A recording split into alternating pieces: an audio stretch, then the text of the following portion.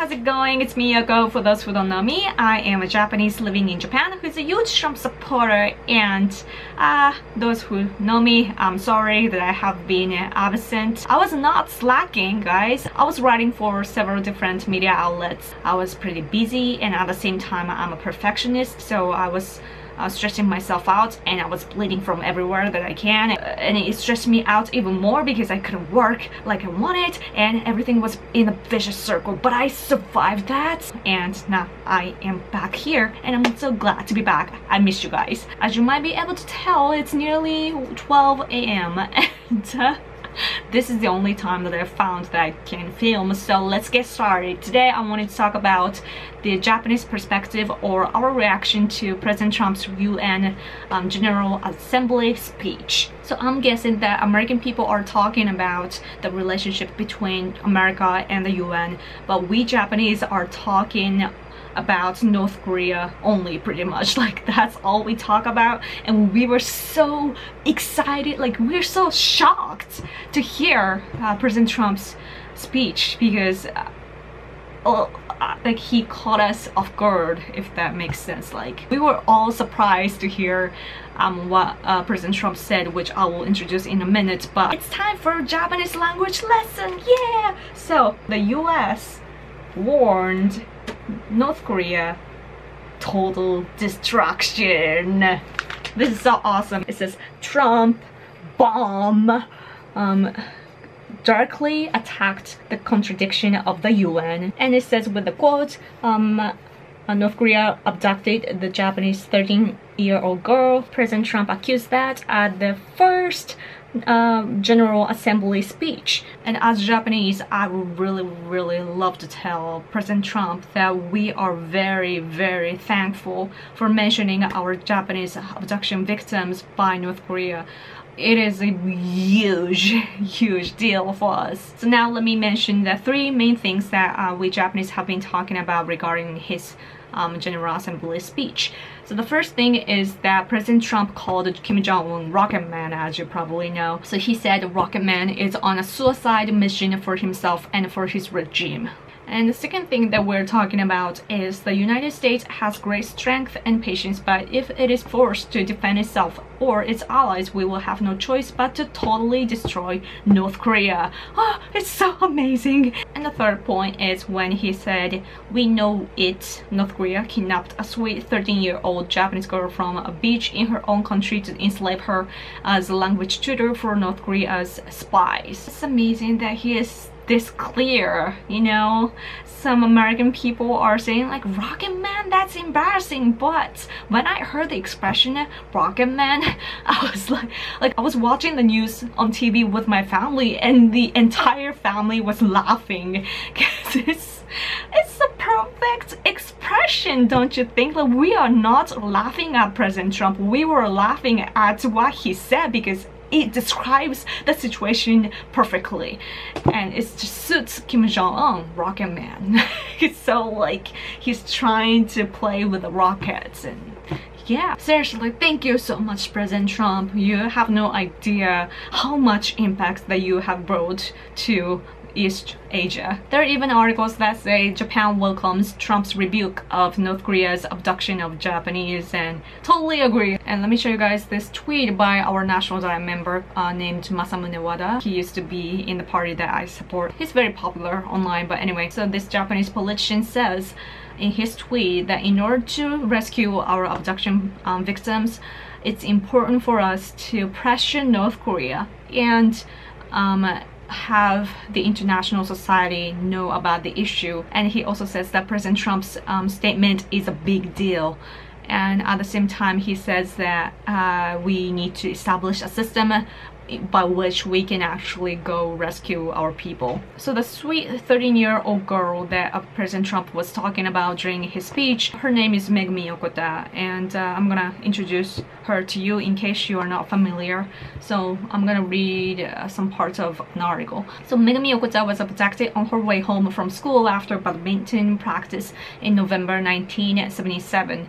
Japan's government recognizes 17 of its citizens as abductees by North Korea, and Megumi, who was just 13 at the time, has become a symbol of a national movement to resolve the abduction issue.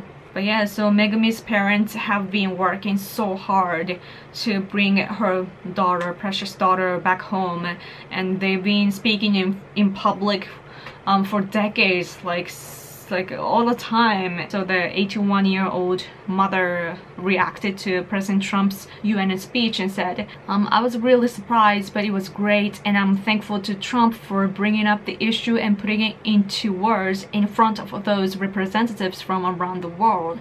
And she also said, every word on the issue is a chance. I believe Trump's words had a profound significance to the issue. Even Prime Minister Abe can't solve the problem because he's very weak domestically. He's been working on the abduction problem for such a long time. His government each time had abduction problem as a high priority position. He's great. I mean, he's a prime minister, so he's powerful, but still, like, he's dealing with all the domestic fights, so he's not as strong as he can work on the abduction problem. And that's why I think that it's great that President Trump is there to help him out. You know, I'm pretty sure that they talked on the phone because this article talks about it. Prime Minister Abe and President Trump have met and had a conference 3 times, like face-to-face, and they had a conference over the phone 13 times. 13! In 8 months, they talked over the phone 13 times. The number already surpasses the number of the times that Prime Minister Abe talks to former President Obama during his second term, like the 4 years. And it's not like President Trump is crazy about talking to leaders in the world over the phone, because he only talked to the South Korean president, the new one, once on September 4th. It's really great that our leaders are in a good relationship. Bromance! And there's even a rumor that Prime Minister Abe actually asked President Trump to talk about it at the speech. And I'm not sure, but there's a big possibility that things like that happened. And also, there seems to be English articles that say that Prime Minister Abe is Trump's loyal sidekick. So that's kind of cool. Now let's see how your favorite person reacted to President Trump's UN speech. Hillary Clinton. She's still around. I can't believe it, because I seriously thought that she would be gone by now or something, because her health problem was not like good at all. Anyway, regarding the UN speech, Hillary Clinton said, I thought it was very dark, dangerous, not the kind of message that the leader of the greatest nation of the world should be delivering. What? Well, of course, when you face dangerous situation, like what is happening in North Korea, to make it clear, your first approach should always be diplomatic. And I'm like, Obama already tried diplomacy. He even had strategic patience. Apparently, Obama accelerated the development of nuclear weapons in North Korea. Isn't it weird that the media doesn't like to talk about Bill Clinton or Barack Obama? Because they are responsible for this situation right now. They messed up. They are responsible. And how do they get away? Like, of course, Japan was part of it. I guess that we should have done things, but we're living in the consequences of the past. Like, as a Japanese, as someone that's living in East Asia, I'm really angry at Obama. Like, you have no idea. Anyway, let's see what else Hillary Clinton said. What I hope the president would have said was something along the line of, well, we view this as dangerous to our allies, to the region, and even to our country. We call on all nations to work with us to try to end the threats posed by Kim Jong-un. And not to call him Rocket Man, the old Elton John song, but to say clearly, we will not tolerate any attacks on our friends or ourselves. Weak! Those words will not work at all. It will not give any pressure to North Korea. Like, are you kidding me? Seriously, like, as a foreigner, let me say that Obama degraded America. So did Hillary, who was attached to him. Yeah, liberals in the US are so hypocrites. Like, they talk as if they are saints or like they are good people, nice people, but they're hypocrites, man. Like, they try to sound nice, but what they are actually saying is so cruel and very discriminative. Even though they pretend that they admire other cultures, they actually look down on other cultures. And I've been seeing that in history. I see that today. Anyway, back to what I was talking about. Again, President Trump's speech was amazing, so I just want you guys to know that we love him. We Japanese love him more. Like, he's gaining more popularity in Japan, I think. I tweet a lot, so you might have to scroll down a little bit to find the English tweets, but I was translating the Japanese people's reactions. Like, there are lots of reactions, and I picked each one that summarizes what we are thinking, and I translated each one, and there are several examples, so you can go check them out. But at the same time, I wanted to give you one more perspective, which is that people here are embarrassed because apparently we haven't solved the abduction problem for decades. We only rescued 5 people in 2002 or so. Abducting the citizens of another nation might be crazy, but we are crazier that we haven't rescued our people. But yeah, so this National Diet member named Takashi Nagao, he belongs to LDP. He sent a tweet like this: Japan hasn't been able to rescue even one girl that was 13 years old. And he says that he thanks President Trump, and at the same time he feels that he's being, or Japan is scolded by those words that Trump said, because it's like, what has Japan been doing, you know, in these decades?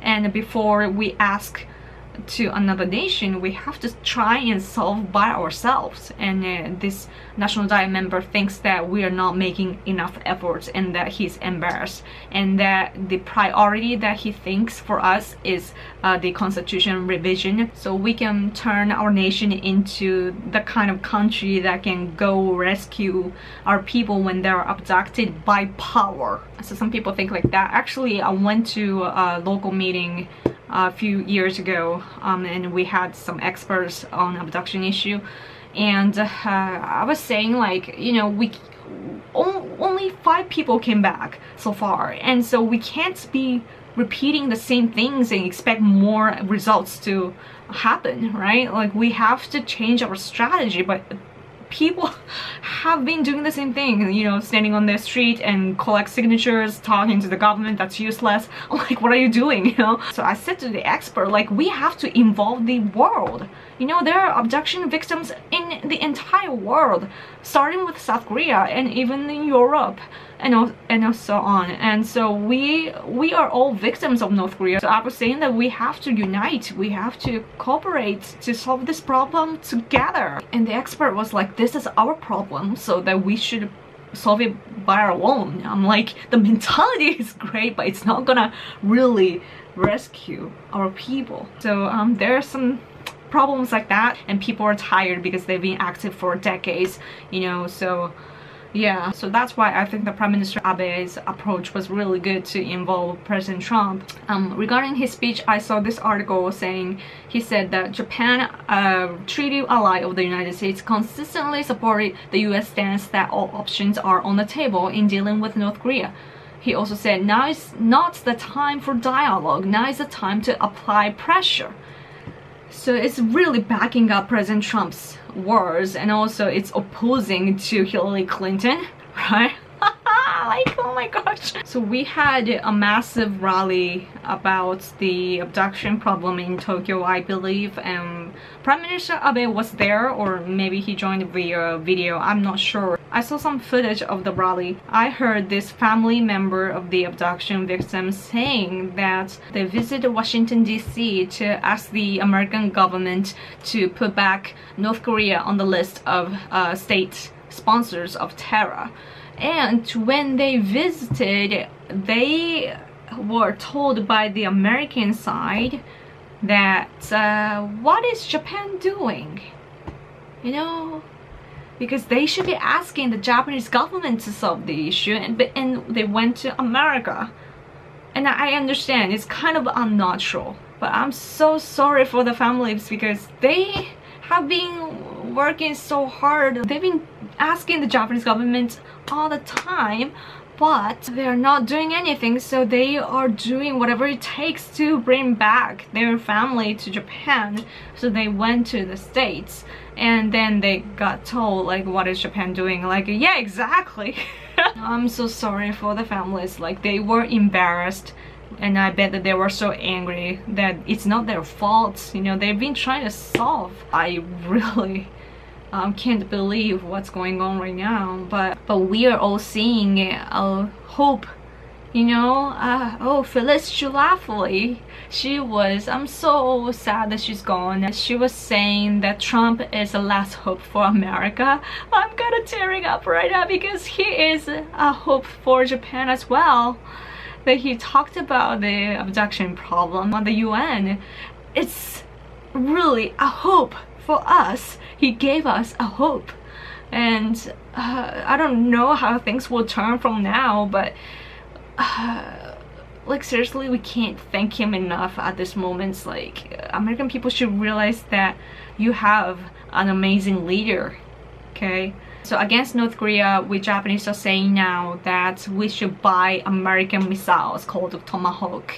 I believe maybe you pronounce it differently, but we are saying that we should buy at least 1,000 missiles from America, so that it's like a win-win situation because it becomes America's benefit as well, and it defends us.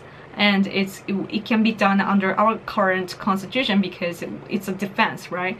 And yeah, it's efficient in many ways, and we want to buy like 1,000 missiles at least, and then we want to revise our constitution. And lastly, maybe some American people think like, oh, President Trump should stick to America first. But I'm like, he's doing a fantastic job on that. He is sticking to America first because it's about American national interest first, right? So China is trying to steal your leadership in the international society, and if China takes your position, then America will sink down in many ways, like economically, militarily, like all sorts of things. So unless you want your country to be like Switzerland, for example, you have to cooperate with other nations at all times. I would say just do the opposite of what Obama did. He seriously brought the world into chaos. Anyway, I don't know how long this video was, but sorry, I didn't really prepare a script today, so I'm sorry if I was going all over the place, but I hope that you understand where I'm coming from and what I'm trying to express.